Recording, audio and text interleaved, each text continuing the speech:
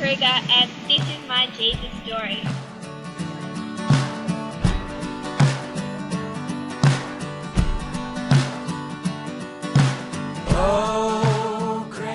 I love hanging out with friends, going to the beach, painting and drawing. I love art, and just having a nice chat.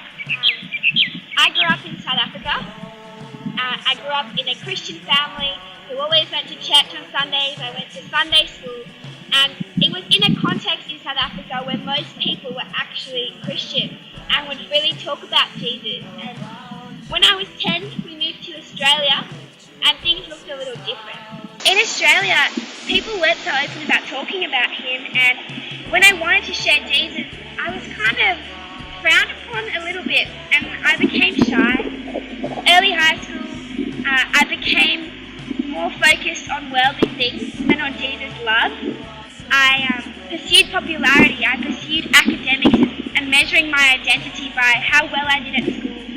I used my artworks as a means to bring praise to myself and not to glorify God with the talents He's given me. And so I kind of looked at enlarging my friendship circle to become more popular. I started dating.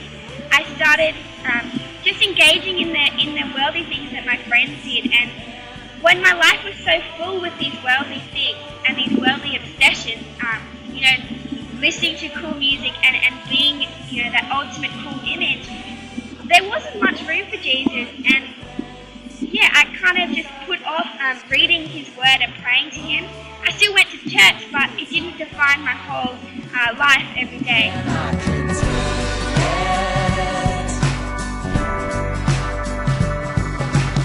And there was a point where I found security in these worldly things, but slowly they were eroded away, and as they fell apart, I lost the security and safety that I found in them. My friendship group split. I lost many people who I called best friends and didn't talk to them for months. I learned of the heartache of dating at such a young age, and my sister was battling cancer, so I was going through some family struggles as well. And I just felt really sad and lonely, and in that despair, I was invited to Soulies by Sam Jones. And there I was just reminded that when all these worldly things fall away, and when the world disappoints you and lets you down, God is still constant and His love is still there. I was invited into the Soulies community where I made new Christian friends, and they were stable and they were secure for me because they were united in Christ's love. And I remember going on youth camp in Year 9, and it was on Ephesians, and the kind of key verse was live a life worthy of the calling you've received.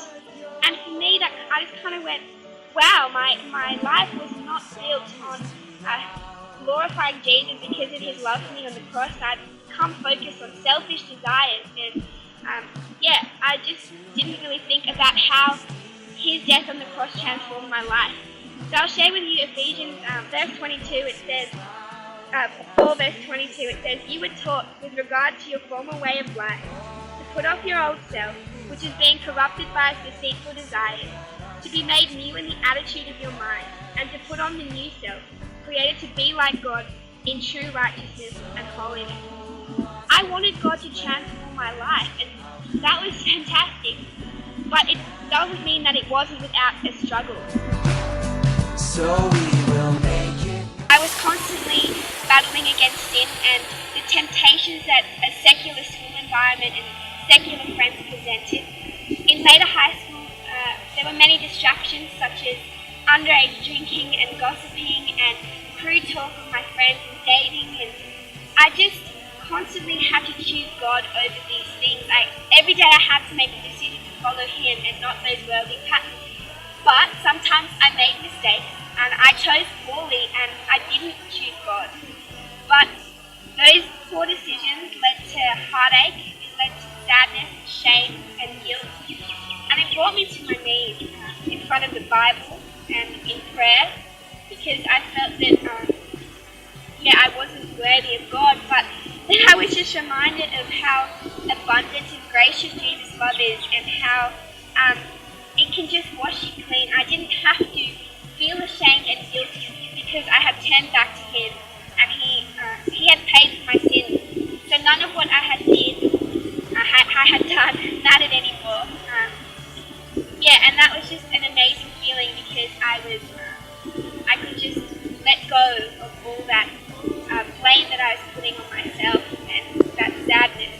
Towards the end of high school, it just meant for me that I just wanted to share that love with other people. I didn't want to be selfish anymore, but kind of wanted to look at how to be selfless and serving.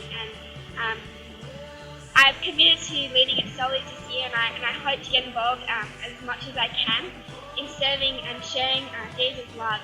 I've also gone on mission.